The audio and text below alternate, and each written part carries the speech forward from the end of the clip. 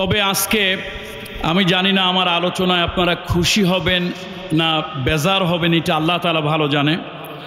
তার কারণ হলো আমরা এখন যারা ধর্মকর্ম পালন করি দুই শ্রেণীতে বিভক্ত।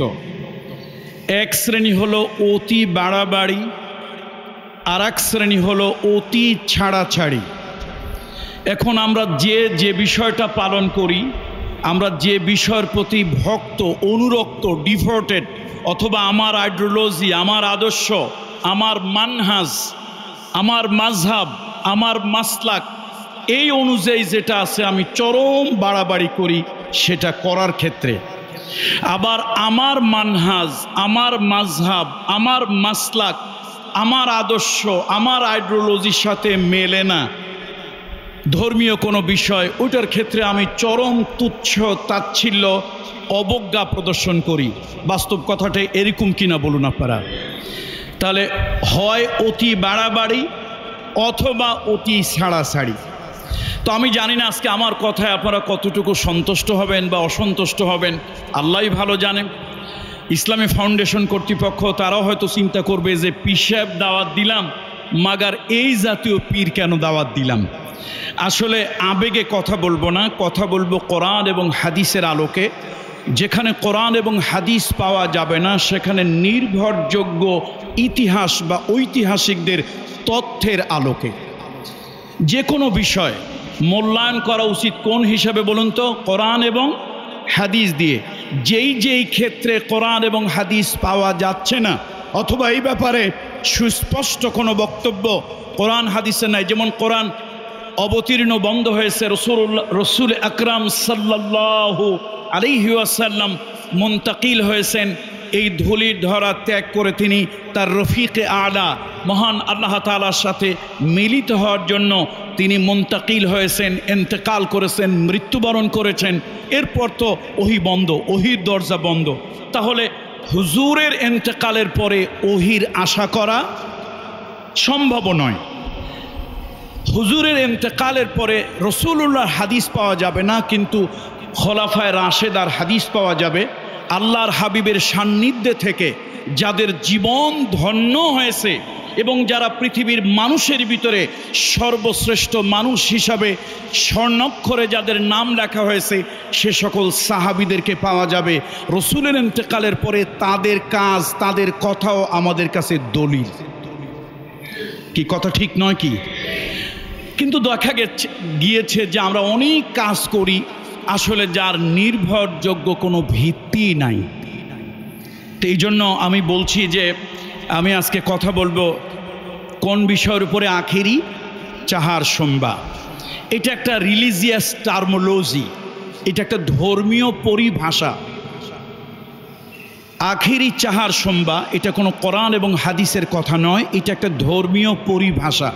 প্রত্যেক অঞ্চলে, ভৌগোলিক অঞ্চলে কিছু না কিছু তাদের সামাজিক, প্রশাসনিক এবং ধর্মীয় কিছু পরিভাষা থাকে।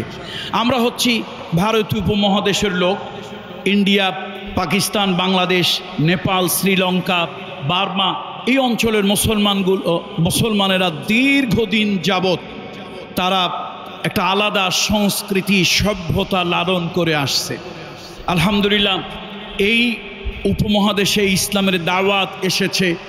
এই উপমহাদেশে ইসলামের দাওয়াত আসার কারণে, এই উপমহাদেশের মানুষ ইসলাম গ্রহণ করার কারণে আলহামদুলিল্লাহ এই উপমহাদেশে বিরাট সংখ্যার একটি জনগোষ্ঠী হচ্ছে মুসলমান। আমরা সকলে আল্লাহ শুকরিয়া আদায় করি আলহামদুলিল্লাহ। যদি রসুল আকরাম সাল্লাল্লাহু আলাইহি ওয়াসাল্লাম এবং তার সাহাবীরা, তাবেঈরা, তাবেঈনরা এবং আমাদের সলফে সালেহিনরা এই ভূখণ্ডে, এই উপমহাদেশে দ্বীনের দাওয়াত, ইসলামের দাওয়াত যদি তারা না দিতেন, হয়তো আমরা সনাতন ধর্ম অবলম্বী থাকতাম, হয়তো আমরা বৌদ্ধ ধর্মের লোক থাকতাম, হয়তো আমরা অমুসলিম থাকতাম। ইসলামের নিয়ামত তাদের দাওয়াতের কারণে আল্লাহ তাআলা আমাদেরকে দিয়েছেন এবং আল্লাহর কাছে আমরা সেজদা পড়ে শুকরিয়া আদায় করি যে ইসলামের নিয়ামত আমাদের ভাগ্যে জুটেছে, আমরা মুসলমান হওয়ার গৌরব অর্জন করেছি আলহামদুলিল্লাহ। তাহলে আপনারা আমার কাছ থেকে আজকে আখিরি চাহার সোমবার কি আলোচনা আশা করেন? আমি কি আমার আবেগ আপ্লুত আলোচনা করব, না কোরআন এবং হাদিসের আলোকে আলোচনা করার চেষ্টা করব? বাড়াবাড়ি করব না ছাড়াছাড়ি করব? কোনোটাই কাম্য নয়। আসুন, আখিরি চাহার সম্বা, ওই যে আগেই বলেছি যে এটা একটা রিলিজিয়াস টার্মোলজি, একটা ধর্মীয় পরিভাষা। এই শব্দটা কোরআন হাদিসের নয়, এটা দুইটা ভাষার শব্দ এর মধ্যে আছে। আখের এটা হচ্ছে আরবি, আর চাহার সম্বা এটা হচ্ছে ফার্সি। কখনো কখনো উর্দুতেও এর ব্যবহার দেখা যায়, মূলত ফার্সি।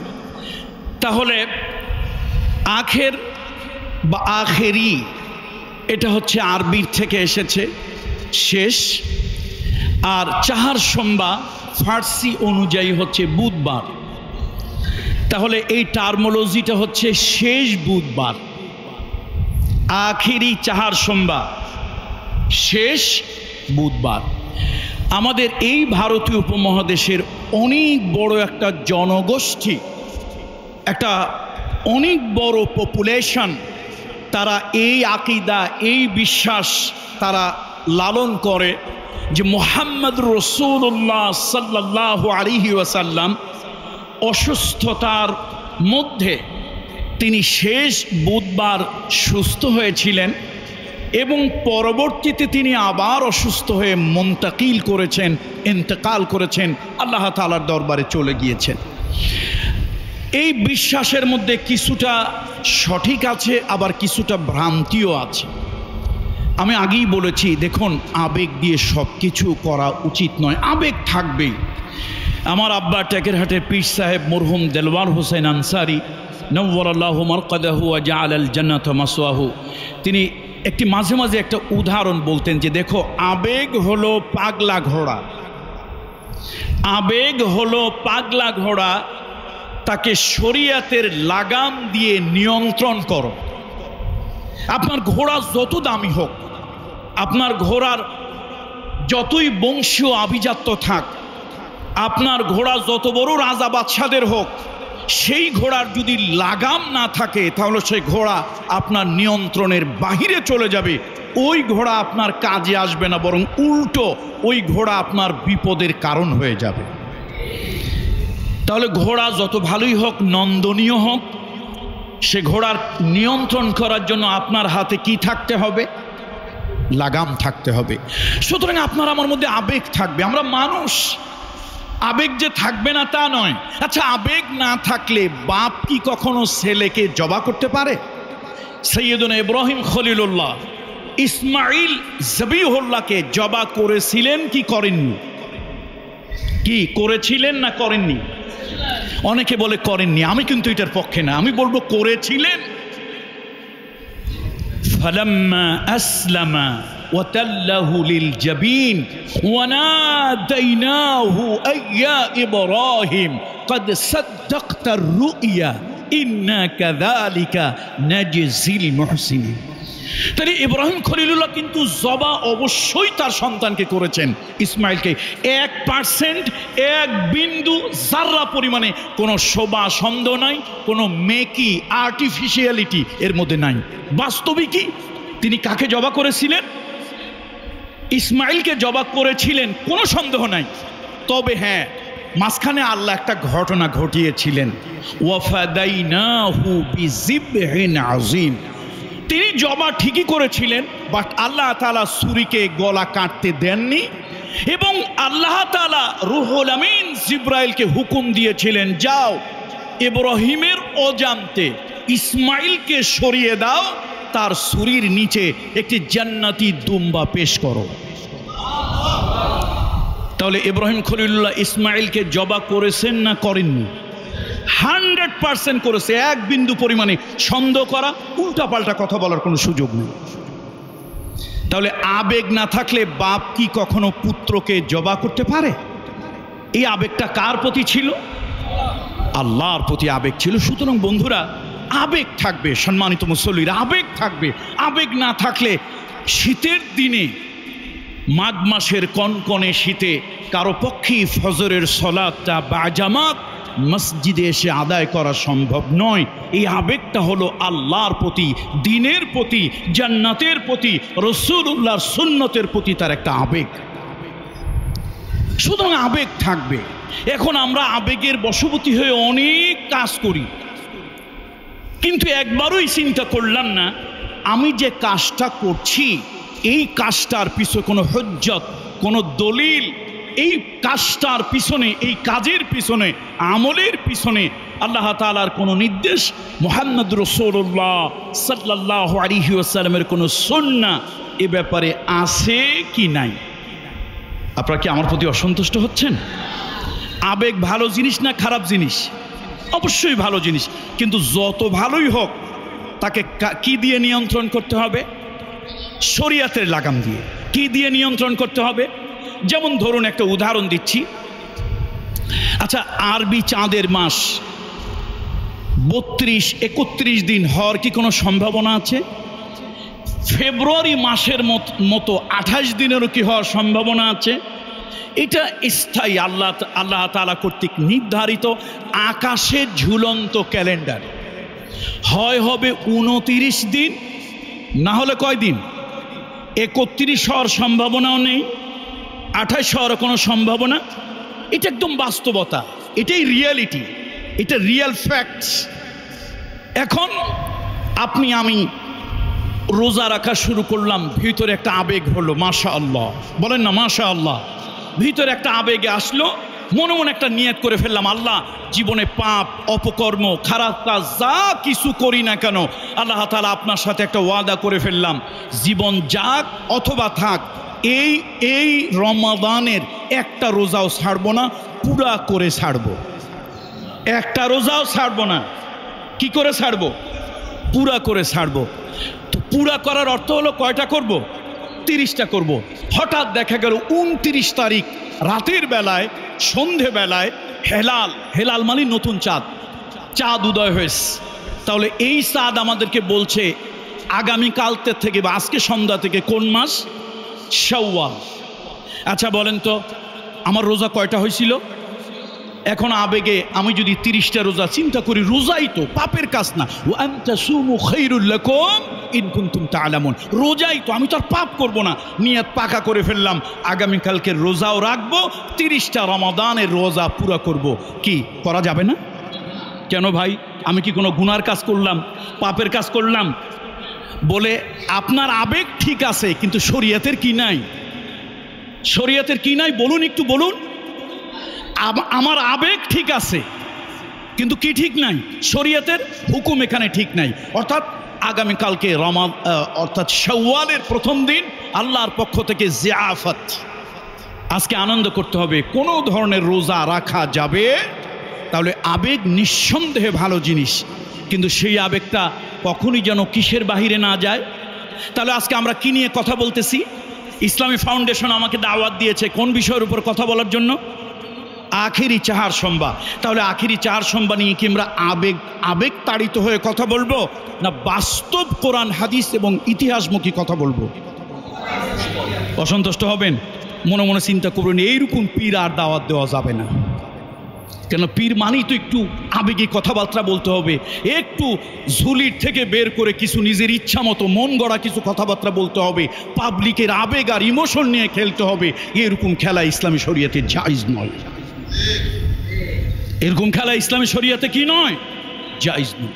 রাসূলুল্লাহ সাল্লাল্লাহু আলাইহি ওয়াসাল্লাম অসুস্থ হয়েছিলেন, কোনো সন্দেহ নাই। কি অসুস্থ হয়েছিলেন কি হননি? কিন্তু সমস্যা হলো সেই অসুস্থতাটা থেকে রসুল সুস্থ হয়েছেন, এটাও বাস্তবসম্মত, ইতিহাস সম্মত। কিন্তু নবীজি কবে সুস্থ হলেন এ ব্যাপারে ঐতিহাসিকেরা কিছুটা মতদ্বৈততা তাদের মধ্যে আছে, এবং সেই সুস্থতায় কি কি আমল করণীয় এটা নিয়েও কিছু কথা আছে। কিন্তু আমাদের এই ভারতীয় উপমহাদেশের মানুষ আমরা অনেক ধরনের কাজ কারবার করি, যার মধ্যে শরিয়ত, সুন্নত এবং সাহাবীদের সুন্নতের বাস্তবসম্মত, যার মধ্যে কোনো দলিল নাই। এই জন্য আসুন আমরা আজকে আখিরি চাহার সোমবার যে আলোচনাটা 1446 হিজরির আলোচনা, অর্থাৎ সফর মাসের শেষ বুধবারের আলোচনাটা করছি। আমাদের এই ভারতীয় উপমহাদেশ আমি শ্রদ্ধা করি, আমি আপনাদেরকেও বলি শ্রদ্ধা করবেন, হৃদয় থেকে শ্রদ্ধা করবেন। আমরা এই উপমহাদেশে হক্কানি পীর বুজুর্গ, আল্লাহওয়ালা, আল্লাহর অলি, এ সকল বুজুর্গ অলি আল্লাহ, এ সকল বড় বড় উলামা একরাম, তাদের মাধ্যমেই আমরা এই উপমহাদেশের মানুষ ইসলাম পেয়েছি, মুসলমান হয়েছি, তাদের দাওয়াতে আমরা নামাজি হয়েছি, তাদের দাওয়াতে ইসলামের দিকে আমরা ধাবিত হয়েছি, কোনো সন্দেহ নেই। কিন্তু এই ভালো কাজগুলোর মধ্যে কখনো কখনো আবেগ তাড়িত হয়ে কিছু অতিরঞ্জিত হয়েছে, অথবা শরিয়াতের পরিপন্থী কিছু কাজ কারবার হয়েছে।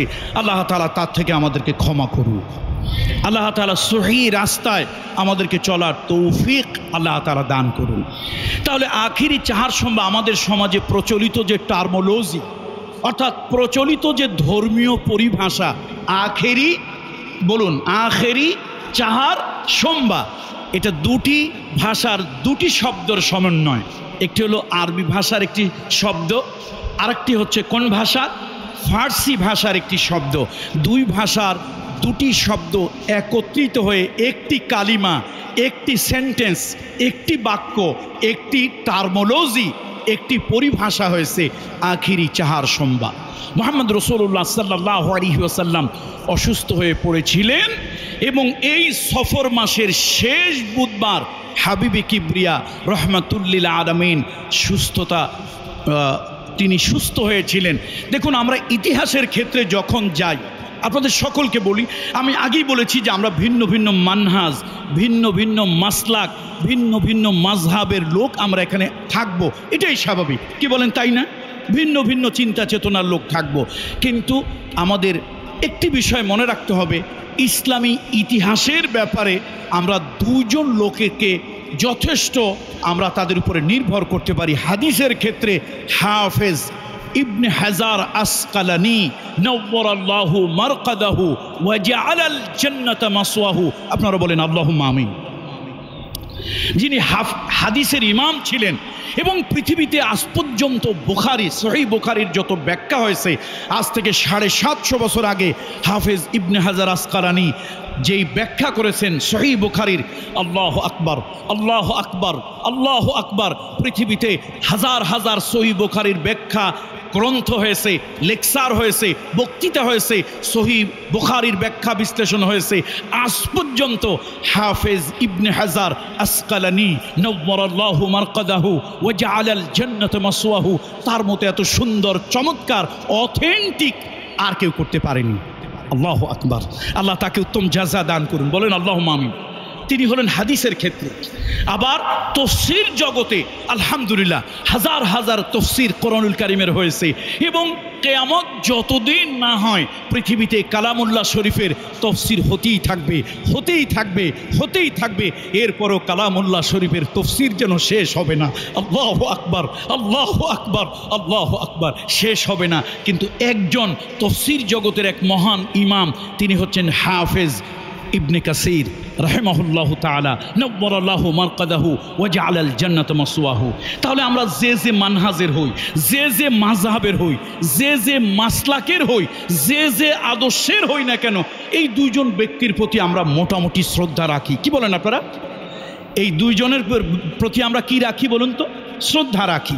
তার কারণ হচ্ছে তাদের হাদিস বা তাদের ব্যাখ্যা অথবা তাদের তফসিরের সমকক্ষ এখনও পৃথিবীতে ওরকম কেউ করতে পারেনি। তাহলে ইবনে কাসিরের একটা ঐতিহাসিক গ্রন্থ আছে, আল বিদায়া ওয়ান নিহায়া, ইতিহাস। এই আল বিদায়া ওয়ান নিহায়া এবং হাফেজ ইবনে হাজার আসকালানির হাদিসের যে ব্যাখ্যা, আমরা জানি শামাইলে তিরমিজির ব্যাপারে আমরা বলি, শামাইলে তিরমিজি কার ঘরে থাকা, মানে রাসূলুল্লাহ সাল্লাল্লাহু আলাইহি ওয়াসাল্লাম তার ঘরে আছে। আল্লাহু আকবার। সেই শামাইলে তিরমিজি থেকে আমরা জানতে পারি কিছু ঘটনা, কিন্তু দেখা যায় যে আমরা অনেক কাজ কারবার করি সম্মানিত মুসল্লিরা, যা শামাইলে তিরমিজির ভিতরে নাই, সহিহ সিয়াসাত তার কোনো হাদিসের মধ্যে নাই। হাফেজ ইবনে হাজার আসকালানি রাহমাতুল্লাহ আলাইহি এরকম কোনো ব্যাখ্যা করেননি, অথবা ওই যে ইবনে হাজার ইবনে কাসির রাহমাতুল্লাহ আলাইহি ওনারা এরকম করেননি। অথচ সেই জাতীয় কিছু অনেক ঘটনা, অনেক কথাবার্তা আমরা এই আমাদের আমাদের দিন বলে আমল বলে আমরা চালিয়ে দিই, এই কাজটা ঠিক নয়। আপনি আমার প্রতি অসন্তুষ্ট হবেন না প্লিজ, অনুনয় বিনয় করছি, আমার প্রতি অসন্তুষ্ট হবেন না। আল্লাহ তাআলা আমাদের বিবেকের দরজাকে খুলে দিক, বলেন আল্লাহুম্মা আমিন।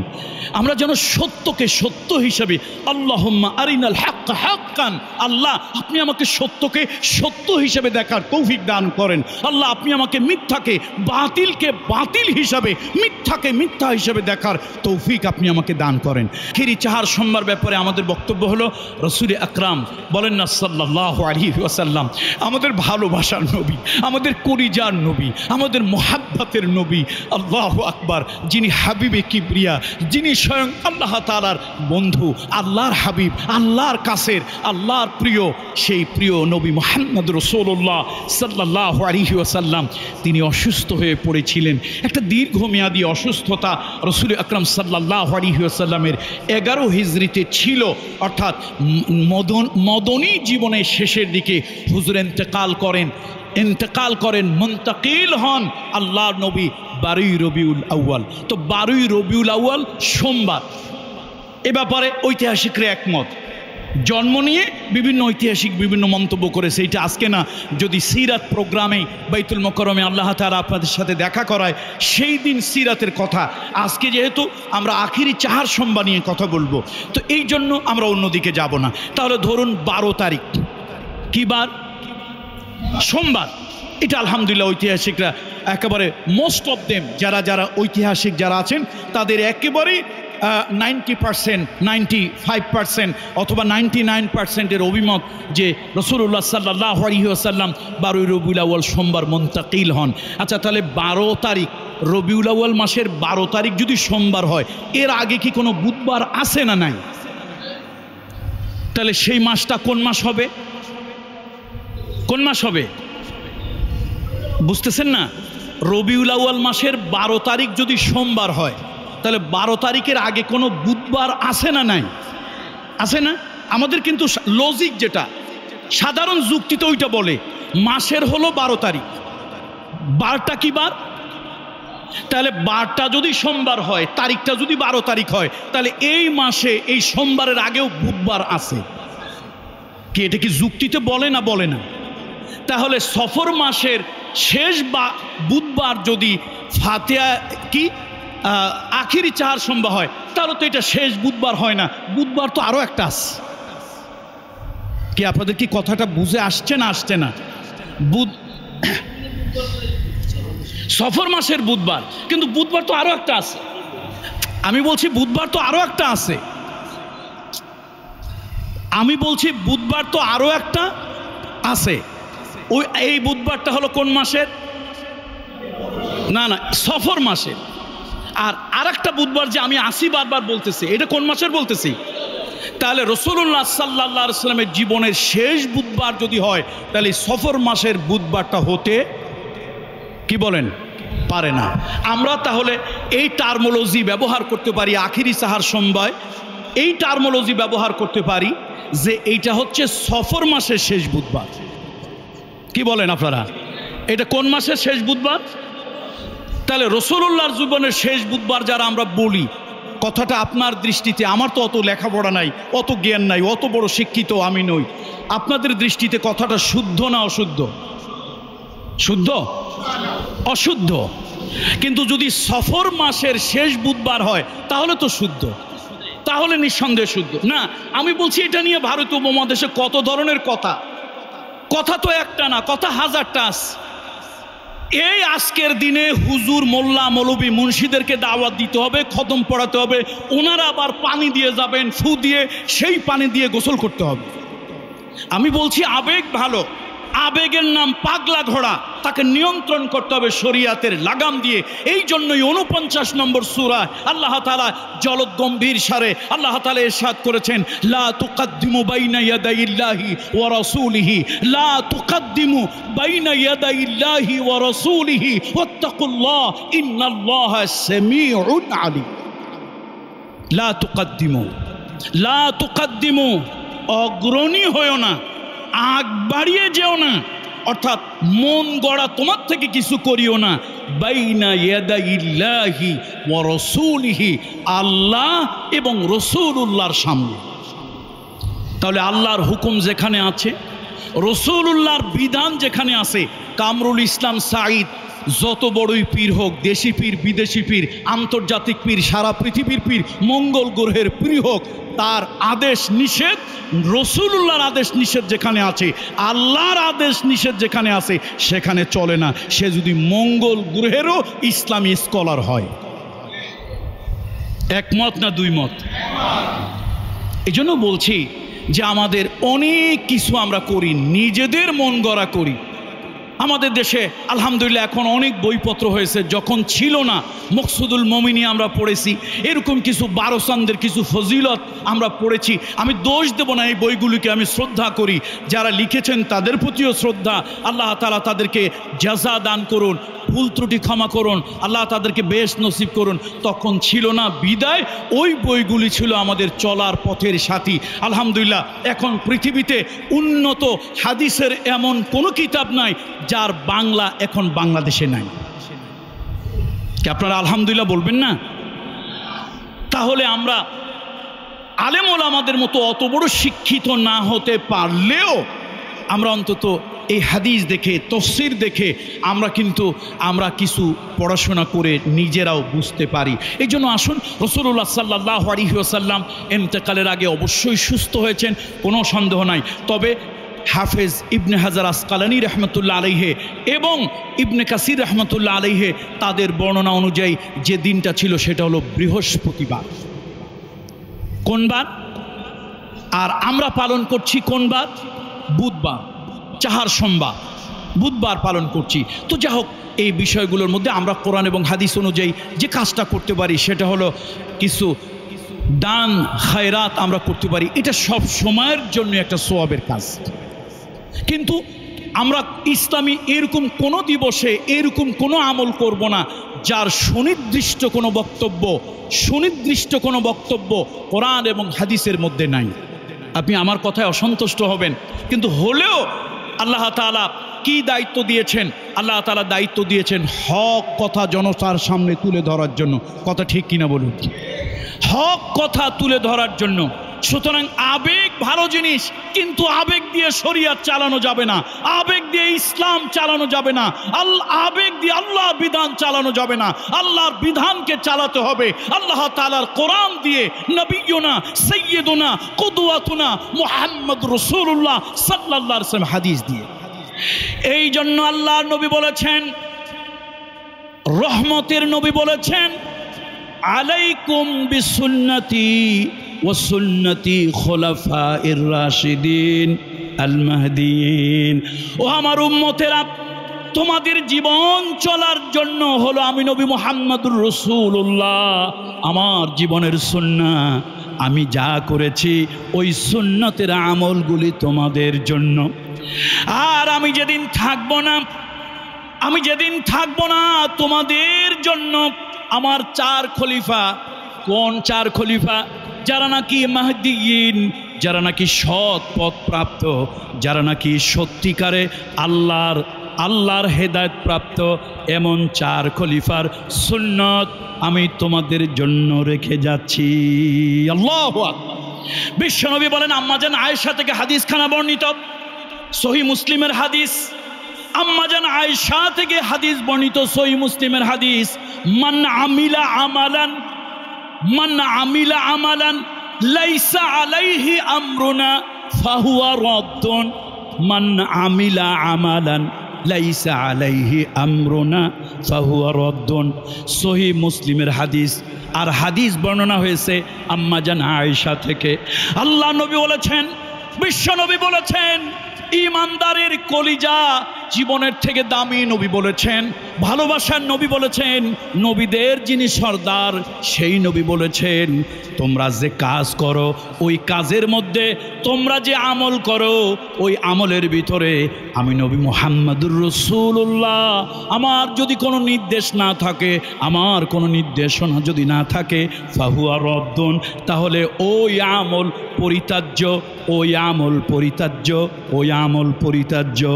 আল্লাহু আকবার। আবেগ থাকবে কি, আবেগ থাকবে কি থাকবে না বলেন?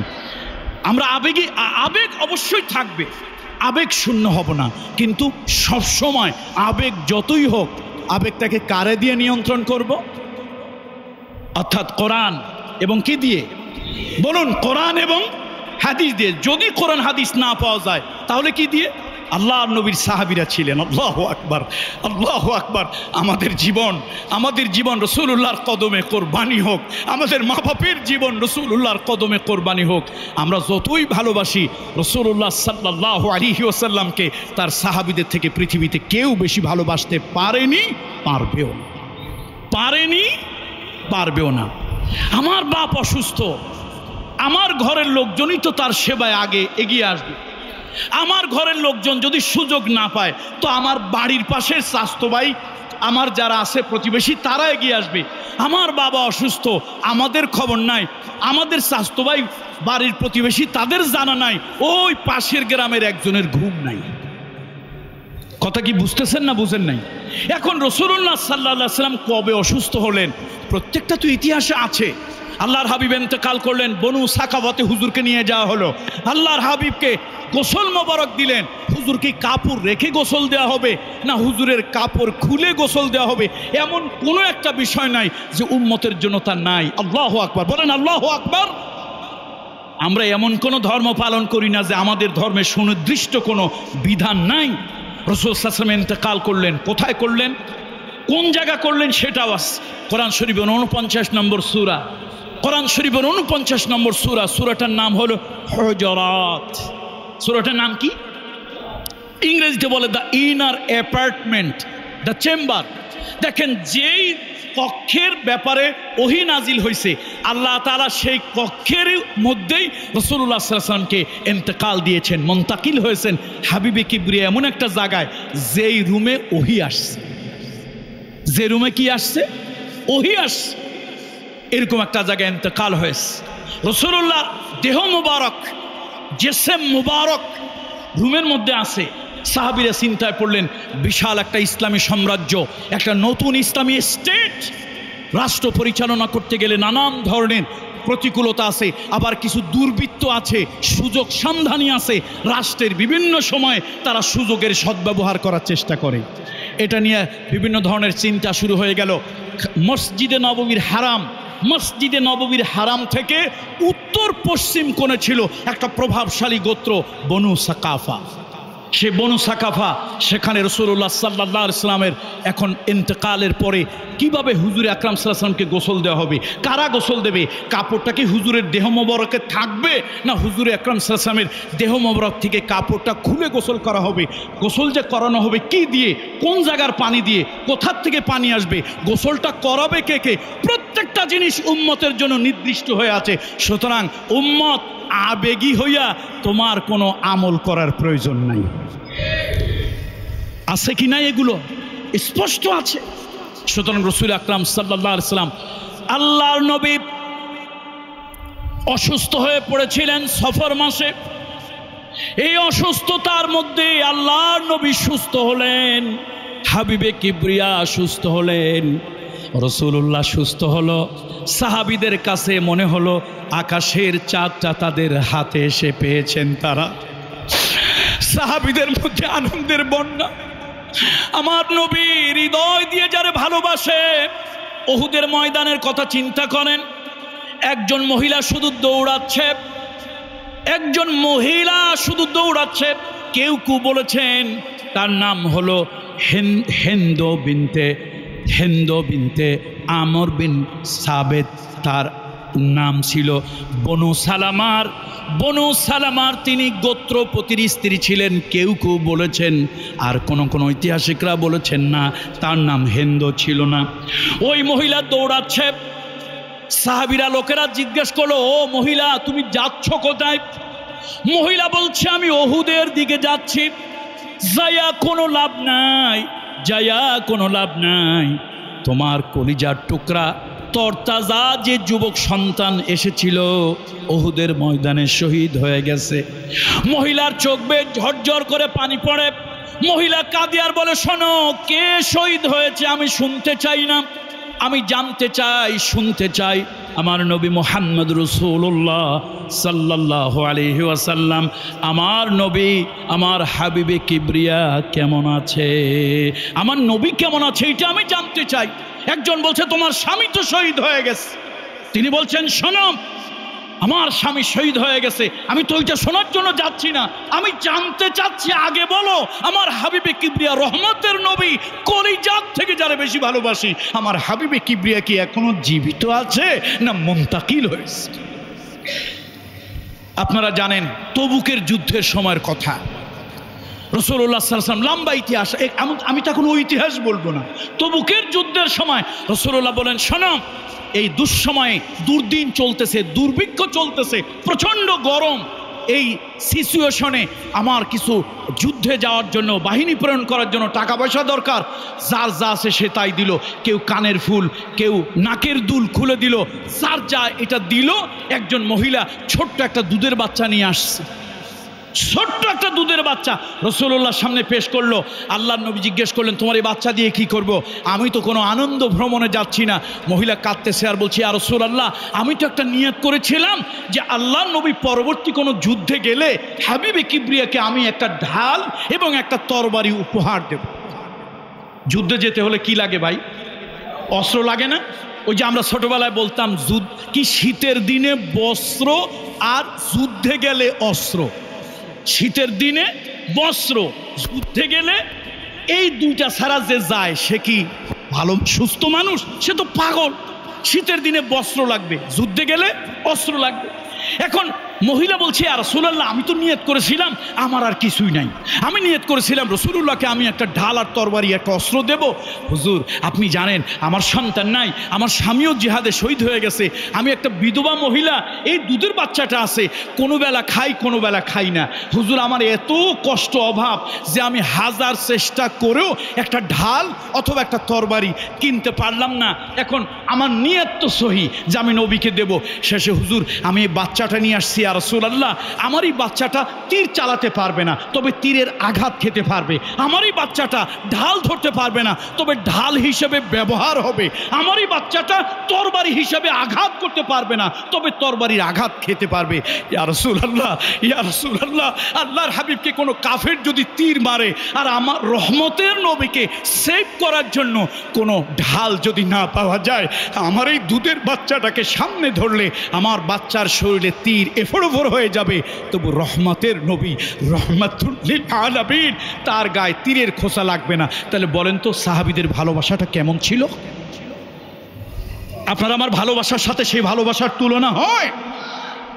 বন্ধুরা আমার, আবু উবাইদা ইবনুল জাররাহ রাসূলুল্লাহর মাথা থেকে লোহার কয়রা উঠাতে গিয়ে উহুদের মাঠে দুইটা দাঁত ভেঙেছিল। আরে তুমি আমি নবীজির জন্য দল ছাড়তে পারি না। শাহবাগের প্রান্তরে যখন ব্লগাররা ব্লগে লেখালেখি করলো, তোমার মতো টুফিওয়ালা, নামাজে কপালের দাগওয়ালা মুনাফিক তুমি সেখানে গিয়া একাত্মতা পোষণ করলে, অথচ তুমি জানলে না ব্লগে তারা কত বিশ্রী ভাষায় লেখালেখি করেছে। তোমার মতো লোক মুনাফিক কেমনে বেহেশতি হবে? তুমি তো নামাজ পড়ো, এটা একটা প্রতারণা, হিপোক্রেসি। তুমি ব্লগ পড়ে দেখো নাই যে ওই ব্লগে আমার আম্মা জানা আয়েশাকে নিয়ে, আমার আম্মা খাদিজাকে নিয়ে, আমার অন্যান্য আম্মাদেরকে নিয়ে, আমার রুহানি পিতা ইমানি পিতা মুহাম্মদ রাসূলুল্লাহকে নিয়ে, আমার অস্তিত্ব, তিনি আমার ধর্ম, তিনি আমার অস্তিত্ব, তিনি আমার কলিজা, তিনি আমার জীবন, তিনি আমার আদর্শ। তুমি একটা ব্লগ তাই তুমি পড়ো নাই, তুমি গেছো রাজনৈতিক কারণে ওখানে একাত্মতা পোষণ করতে। তাহলে তোমার কাছে নবী বড় না, তোমার কাছে তোমার রাজনৈতিক দল বড়। আর আমি যাদের কথা বলতেছি তাদের কাছে স্বামীর থেকে, সন্তান থেকে, সম্পদ থেকে, 6 মাসের দুধের বাচ্চা থেকে কে বেশি প্রিয় ছিল? রাসূলুল্লাহ সাল্লাল্লাহু আলাইহি ওয়াসাল্লাম। আমি আমার মুসল্লিদেরকে আগেই বলেছি, আমার কথায় বিভ্রান্ত হবেন না। আমি বাড়াবাড়িও করব না, ছাড়াছাড়িও করব না। আমার শুধু একটি আপনার বিবেকের কাছে একটা মেসেজ, রাসূলুল্লাহকে যারা জীবনের থেকে বেশি ভালোবেসেছে, সন্তানের থেকে বেশি ভালোবেসেছে, স্বামীর থেকে যারা বেশি ভালোবেসেছে, সম্পদ থেকে যারা বেশি ভালোবেসেছে, নিজের দাঁত আর কলিজা থেকে যারা বেশি ভালোবেসেছে, তারা যা করেননি আমাদের তা করা উচিত। তারা যা করেছেন সেটাও আমাদের ছেড়ে দেওয়া উচিত। তাহলে আমাদের কাছে দলিল হলো নবীজির কোরআন, নবীজির হাদিস। আল্লাহর হাবিব ইন্তেকালের পরেও কিছু দলিল আমাদের আছে না নাই? আছে। সুতরাং কোনো দলিলে যা পাওয়া যাবে সে আমলগুলি আমরা করব। কোনো দলিলে যা পাওয়া যাবে না, আমার প্রতি রাগ করবেন না প্লিজ, অনুনয় করছি, বিনয় করছি, আমার প্রতি রাগ করবেন না। কোনো দলিলে যা পাওয়া যাবে না আমাদের সে কাজটা অতি আবেগের বশবর্তী হয়ে করা উচিত। একমত কি আপনারা আমার সাথে? আল্লাহ তাআলা এই সত্য কথাটা মানার তৌফিক আমাদেরকে দান করুন, এই সত্যটা উপলব্ধি করার তৌফিক আল্লাহ তাআলা আমাদেরকে দান করুন। সুতরাং আসুন, আখিরি চার সোমবার যদি হয় সফর মাসের শেষ বুধবার, তাহলে শেষ বুধবার হোক বা বৃহস্পতিবার হোক, রাসূল আকরাম সাল্লাল্লাহু আলাইহি ওয়াসাল্লাম সুস্থতা নসিব করেছিলেন। এই সুস্থতায় সত্যিই সাহাবীরা বড় আনন্দিত হয়েছিল। আল্লাহু আকবার। রহমতের নবীর চেহারা মোবারক দেখে, হুজুরকে মসজিদে আসতে দেখে তাদের আবেগের কোনো শেষ ছিল না। আহা, অনেকে অনেক ধরনের আবেগ প্রকাশ করেছেন। তারপরে আবার হাবিবে কিবরি অসুস্থ হয়ে পড়লেন, কি যন্ত্রণা। আম্মা জান আয়েশা সিদ্দিকার ছোট্ট একটা হাদিসের বর্ণনা, ইনদাহু কাদহুন ফিহে মা ওয়া ইয়াদখালা ইয়াদাহু ফিল কাদহি ওয়া ইয়াদখালা ইয়াদাহু ফিল মা ওয়া ইয়ামসাহু ওয়াজহাহু বিল মা ওয়া ক্বালা আল্লাহুম্মা আইন্নি আলা সাকরাতুল মাউত। আম্মা জান আয়েশা থেকে হাদিস বর্ণিত। আম্মা জান বলেন, দুনিয়ার মানুষ রাসূলুল্লাহর সেই মৃত্যুর কষ্ট, আল্লাহর হাবিবের সে অসুস্থতার কষ্টের সময়, আল্লাহর নবীর যখন প্রচণ্ড মাথা ব্যথা, সেই কষ্টের সময় আমি আয়েশা হাবিবে কিবরিয়া রহমাতুল লিল আলামিন মুহাম্মদ রাসূলুল্লাহর পাশে আমি ছিলাম। ইনদাহু কাদহুন, তার মাথার কাছে, শিয়রের কাছে আমি এক পেয়ালা, আমরা বলি এক ডিশ বা বল, এক গামলা পানি আমি রাখলাম।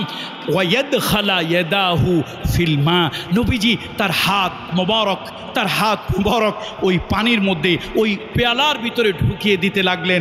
হাতখানা ভিজে যখন যায়, ঠান্ডা হয়, ওয়ায়ামসাহু ওয়াজহাহু বিল মা, নবীজি তার এই ভিজে হাত দিয়ে তার কপাল মোবারক, তার এই চেহারা মোবারক নবীজি মাসে করেন আর আল্লাহর কাছে বলেন, আল্লাহ মৃত্যুর যন্ত্রণা থেকে বাঁচাও, মৃত্যুর যন্ত্রণা থেকে তোমার কাছে আশ্রয় চাচ্ছি। আল্লাহু আকবার। এই মৃত্যুর কষ্টের মধ্যেও কিন্তু আপনার আমার দরদি নবী, ভালোবাসার নবী, আপনার আমার পরকালের জীবনের কাণ্ডারি মুহাম্মদ রাসূলুল্লাহ, এই কষ্টের মধ্যেও কিন্তু হাবিব আপনাকে আমাকে ভুলে যায়নি। কেমন ভালোবাসার উম্মত আপনি আমি, কেমন ভালোবাসার উম্মত আপনি এবং আমি।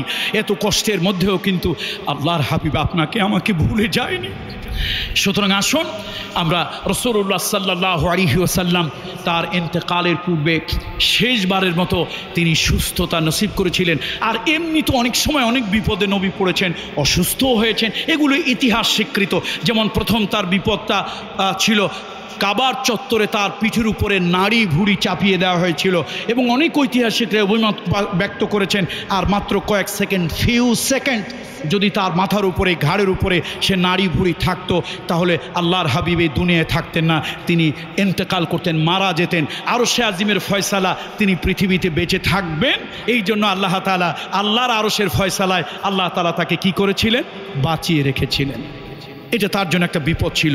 তারপরে রাসূল সাল্লাল্লাহু আলাইহি ওয়াসাল্লাম তায়েফে দাওয়াত নিয়ে গিয়েছিলেন, সেখানেও কিন্তু তিনবার তিনি এত রক্ত ঝরেছিল, অতিরিক্ত ব্লাড তার চলে যাওয়ার কারণে, রক্তশূন্যতার কারণে আল্লাহ নবী কিন্তু সেখানেও অনেক বড় একটা বিপদের মধ্যে ছিলেন। আদ্দাস রাসূলুল্লাহ সাল্লাল্লাহু আলাইহি ওয়াসাল্লামকে আঙ্গুর নিংড়ায়া একটু জুস করে দিয়েছিল। নবীজি সেখানে বসে, এত কঠিন অবস্থা ছিল, সেখানেও কিন্তু নবীজি মৃত্যুর মুখোমুখি ছিলেন, মৃত্যুর দ্বার প্রান্তে ছিলেন, কিন্তু আরশে আজিমের ফয়সালা, নবীকে আল্লাহ মৃত্যু দেবেন না। কোন জায়গার ফয়সালা? নাহলে আমরা ধরে নিতাম নবীজির ওই দিনই মৃত্যু হয়ে গেছে, কিন্তু ফয়সালা আরশে আজিমের। মৃত্যুর ফয়সালা কোথায় হয়? এই জন্য আল্লাহ তাআলা কোরআনুল কারীমে বলেছেন, ওয়ামা মুহাম্মাদুন ইল্লা রাসূল قد خلت من قبله الرسل أفإن مات أو قتل انقلبتم على أعقابكم। আল্লাহ তাআলা বলেন, আমার নবী মুহাম্মদ রাসূলুল্লাহ সাল্লাল্লাহু আলাইহি ওয়াসাল্লাম তিনি একজন নবী, তিনি আমার নবী, নবী ছাড়া তিনি আর কিছুই নন।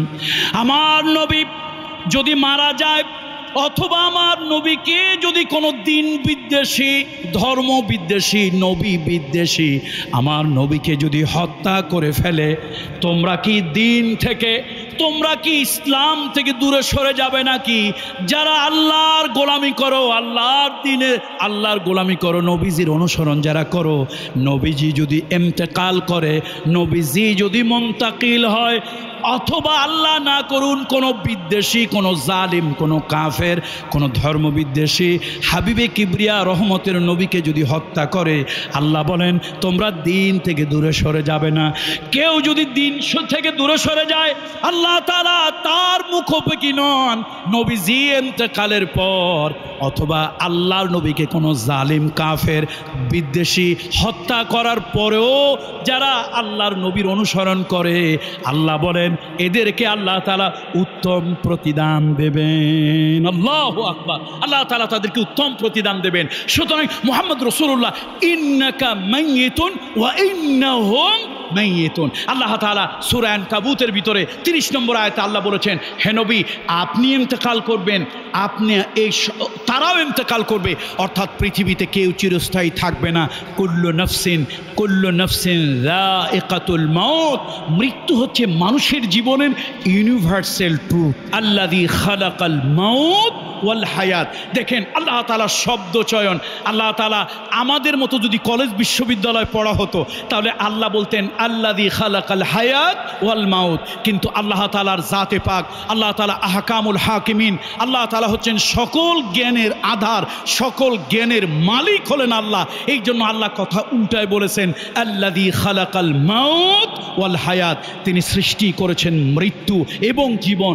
জীবনটা যত সত্য তার থেকেও হাজার কোটি গুণ সত্য হলো মৃত্যু, তার থেকেও হাজার কোটি গুণ সত্য কি?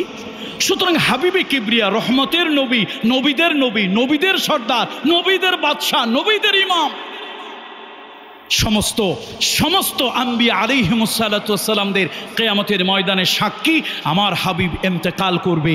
কিন্তু আমার হাবিব ইন্তেকালের পরেও তোমরা তার দ্বীনের অনুসারী হবে। মুহাম্মদ রাসূলুল্লাহ সাল্লাল্লাহু আলাইহি ওয়াসাল্লামের জীবনের অনেকগুলো পাঠ গিয়েছে।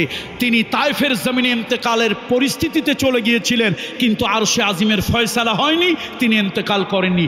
এরপরে তিনি যখন হিজরত করার জন্য বের হয়ে যাবেন, সেদিনও কিন্তু একটা কঠিন পরিস্থিতি, মৃত্যুর হাত থেকে তিনি ফিরে এসেছিলেন। এরপরে সেই গারে সুরের মধ্যে তিনি গেলেন। দেখেন আল্লাহ যদি কাউরে বাঁচায় একটা দুর্বল জিনিস দিয়ে বাঁচাতে পারে, আর আল্লাহ যদি কাউরে না বাঁচায় হাতের কাছে কত রেড টেলিফোন থাকে, কত ধরনের আর্মি, পুলিশ, বিডিআর সব থাকে, দেহরক্ষী থাকে, কিন্তু কাজ হয় না। এই জন্য পৃথিবীতে একটা জিনিস আমার ভালো লাগে, পৃথিবীর আপনারা একটা বিষয়ে আপনারা সত্যবাদী, অন্য বিষয়ে মিথ্যাবাদী। হলো পৃথিবীর মানুষ একটা বিষয়ে সত্যবাদী, তারা বডিগার্ড রাখে কিন্তু কেউ রুহু গার্ড রাখে না। পৃথিবীর মানুষ অন্তত একটা বিষয় সত্যবাদী, আর বিষয় মিথ্যাবাদী হলেও কয়টা বিষয় অন্তত সত্যবাদী? বলেন কয়টা বিষয়?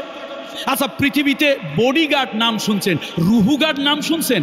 তার মানে পৃথিবীতে বোঝা যায় বিভিন্ন গোয়েন্দা department, NSI, SB, DG, DGFI, তারপরে ওই আয়না ঘর, বিভিন্ন ধরনের ঘর, সন্ত্রাসী, তারপরে রাহাজানি ইত্যাদি ইত্যাদি দিয়া পাশে নানান ধরনের বলয় সৃষ্টি করে অনেক কিছু করে গার্ড দেওয়া যায়, বডিগার্ড বানানো যায়, কিন্তু কি গার্ড বানানো যায় না? তো আল্লাহ তাআলার রুহু গার্ড কেমনে বানায় দেখেন। নবীজি ঢোকছে ভিতরে, নির্ঘাত মৃত্যু, কিন্তু ফয়সালা কোন জায়গা? নির্ঘাত হাবিবে কিবরিয়ার মৃত্যু নির্ঘাত পৃথিবীর মানব জাতির মধ্যে নবীদের পরে সর্বশ্রেষ্ঠ মানুষ আবু বকর সিদ্দিকের নির্ঘাত মৃত্যু। আল্লাহু আকবার। কিন্তু আরশের ফয়সালা, আল্লাহ তো রুহুগার্ড, রুহুরে গার্ড দিলেন আল্লাহ তাআলা কবুতরের দুইটা ডিম দিয়া, মাকড়সার একটু জাল দিয়ে। রুহুগার্ডকে গার্ড দিয়েছেন আল্লাহ তাআলা, রুহুকে, দুইটা রুহুকে আল্লাহ গার্ড দিয়েছেন, সেভ করেছেন কবুতরের কি দিয়া আর কি। এখন কাফেররা তো উঠেই গেছে। আবু বকর সিদ্দিক রাদিয়াল্লাহু তাআলা পায়ের আওয়াজ শুনে বলছে, হুজুর ধরা তো পড়ে গেছি। কয় লা তাহজান ইন্নাল্লাহা মা'ানা, লা তাহজান ইন্নাল্লাহা মা'ানা, আল্লাহ আমাদের সাথে আছে, ভয় পেও না। এখন তারা উঠে দেখলো মাকড়সায় জাল বুনেছে, কবুতরে ডিম পেড়েছে। তারা হেজিটেশন দ্বিধা দ্বন্দ্বের মধ্যে পড়ে গেল। একজন আরেকজনে কয়, বেটা তোর মাথার স্ক্রু ঢিলে হয়ে গেছে। আরে বেটা, কবুতর এই যে জাল, মাকড়সার জাল, ভিতরে যদি মানুষ যাবে, মানুষ থাকবে তো জাল থাকে, ভিতরে যদি মানুষ যাবে, মানুষ থাকে তো জাল থাকে, কবুতরের ডিম পাড়ে। তো আল্লাহ তাআলা এখানে তাদের রুহুকে সেভ করছেন কি দিয়া? রুহু গার্ড দিয়ে। কি দিয়া? এটা তো এই জন্য যাক, আমি আর কথা বাড়াচ্ছি না। সম্মানিত উপস্থিতি, আসুন রাসূলুল্লাহর জীবনে এরকম এক এক করে সর্বশেষ আপনারা জানেন মদিনার এক ইহুদির চক্রান্তে আল্লাহর হাবিবকে বিষ প্রয়োগ করা হয়েছিল খাবারের মধ্যে। রাসূলুল্লাহ সাল্লাল্লাহু আলাইহি ওয়াসাল্লামকে জাদু টোনা করা হয়েছিল। আল্লাহর হাবিবকে আরশে আজিম থেকে সে জাদু কাটার মন্ত্র কোথা থেকে আল্লাহ দিয়েছিলেন? আরশে আজিম থেকে। ওই যে বাল হুয়া কুরআনুম মাজিদ ফি লাউহিম মাহফুজ, লৌহে মাহফুজ থেকে আল্লাহ তাআলা এমন এক মন্ত্র পাঠালেন, পৃথিবীর কোনো মন্ত্রের সাথে এটা মিলবে না। কুল আউযু বিরাব্বিল ফালাক মিন শাররি মা খালাক, কুল আউযু বিরাব্বিন নাস মালিকিন নাস। আল্লাহ তাআলা আয়াত পাঠিয়ে দিলেন। এইভাবে করে বিভিন্ন সময় রাসূলুল্লাহ সাল্লাল্লাহু আলাইহি ওয়াসাল্লামের জীবন সংকটাপন্ন হয়েছে, আল্লাহ তাআলা তার থেকে উত্তরণ করেছেন। তবে সফর মাসের শেষের দিকে হাবিবে কিবরিয়া রাহমাতুল লিল আলামিন সুস্থতা নসিব করেছিলেন। সাহাবীদের ভিতরে যথেষ্ট আনন্দ প্রকাশ পেয়েছিল। আলহামদুলিল্লাহ, আমরাও যদি আমাদের মতো গুনাহগার পাপী বান্দাগুলো যদি আল্লাহ হায়াত দিত, ওই যুগে আমরাও যদি থাকতাম, আমাদেরও যদি সৌভাগ্য হতো, আমরাও আনন্দিত হতাম না? আল্লাহ রাসূলুল্লাহর জন্য আনন্দ হবে না? আল্লাহর হাবিবের জন্য আনন্দ হবে না? সে কেমন মানুষ, সে কেমন মুসলমান? হাবিবে কিবরিয়া সুস্থতায় সাহাবীদের ভিতরে আনন্দের বন্যা বইছিল, সেটা ঠিক আছে। কিন্তু যে আমলগুলি আজকে আমাদের এই ভারত উপমহাদেশে প্রচলিত, সে আমলগুলির ব্যাপারে সাহাবীদের কোনো হুজ্জত যদি না থাকে, সাহাবীরা ওই পদ্ধতিতে যদি না করে থাকেন, আসেন অতি আবেগ ভালো নয়, অতি আবেগ ভালো নয়। আমরা যেন এরকম কোনো বেদাতি কোনো কাজ কারবারে আমরা যেন জড়িয়ে না পড়ি। আল্লাহ তাআলা কোরআন হাদিস এবং কোরআন হাদিসের পরে রাসূলুল্লাহর আসহাবদের আমল অনুযায়ী, আমাদের সলফে সালেহিনদের আমল অনুযায়ী আল্লাহ তাআলা আমাদেরকে আমল করার তৌফিক দান করুন। সকল প্রকার বেদাতি কার্যকলাপ থেকে আল্লাহ তাআলা আমাদেরকে মুক্ত করুন। তাহলে আজকের যেই টার্মোলজি ছিল আখিরি চাহার সম্বা, এ বিষয়ে আমরা কিছু কথাবার্তা বললাম। আল্লাহ তাআলা শুধু আখিরি চাহার সম্বা নয়, সকল ইসলামিক টার্মোলজি যেগুলি আছে, পরিভাষা, এই পরিভাষাকে যথাযথভাবে কোরআন এবং সুন্নাহর আলোকে আমল করার তৌফিক আল্লাহ তাআলা আমাদেরকে দান করুন। আমি আপনাদের সকলের কাছে দোয়া চাচ্ছি, হায়াতে বেঁচে থাকলে আবার দেখা হবে। আমার নোয়াখালীতে একটা মাহফিল আছে, এজন্য আমি আপনাদের থেকে বিদায় নিচ্ছি। হাদা মা ইনদি ওয়াল ইলমু ইনদাল্লাহ আলাইহি তাওয়াক্কালতু ওয়া ইলাইহিল উনীব। ওয়াসসালামু আলাইকুম ওয়া রাহমাতুল্লাহি ওয়া বারাকাতুহু।